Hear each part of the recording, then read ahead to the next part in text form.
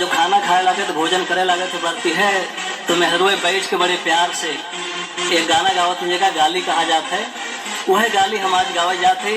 अगर केहू का भी बुरा लगे तो हाथ जोड़ के उससे क्षमा चाहते।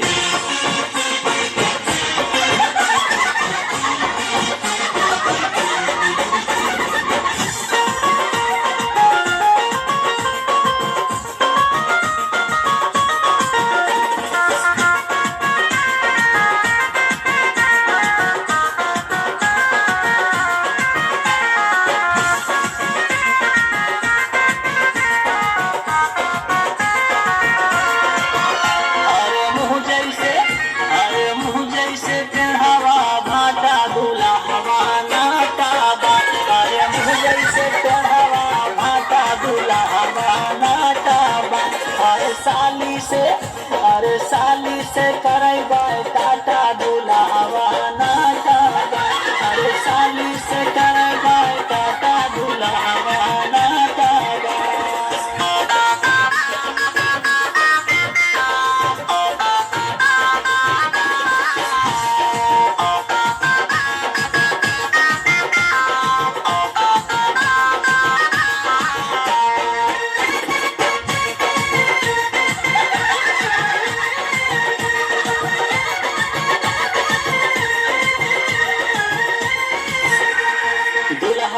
बाबू जन्म जात सोनियारा,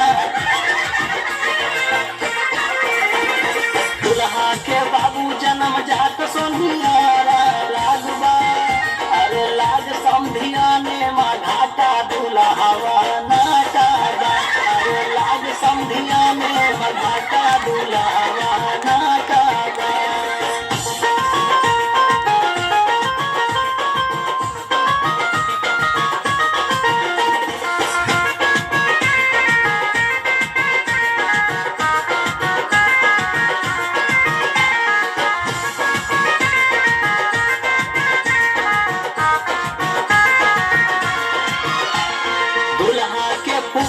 लागे लका बरघा,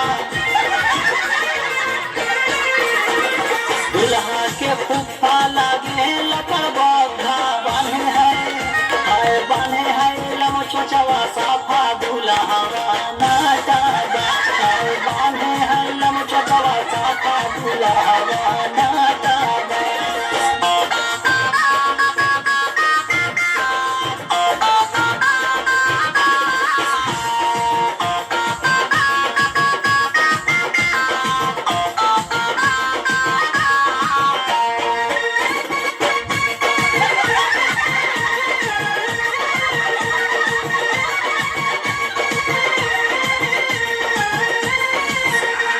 दुल्हा के मामा जी खीसनी तोरे,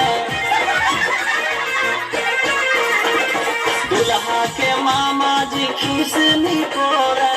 डीजे पर अरे डीजे पर कहे सब है नाचा दुल्हावा नाचा, अरे डीजे पर कहे चलो नाचा दुल्हावा नाचा।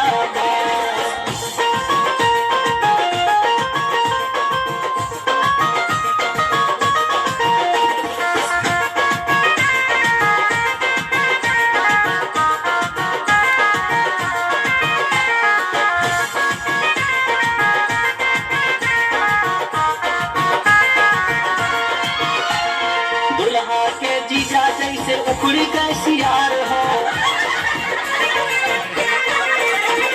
साली सरहज पर रहे लाइन मार हो। दीवा कर अरे दीवा कर कुछ दिन काटा दुल्हावा नाटा, अरे दीवा कर कुछ दिन काटा दुल्हावा नाटा। अरे मुँह जैसे टेढ़ावा भाटा दुल्हावा नाटा, अरे साली से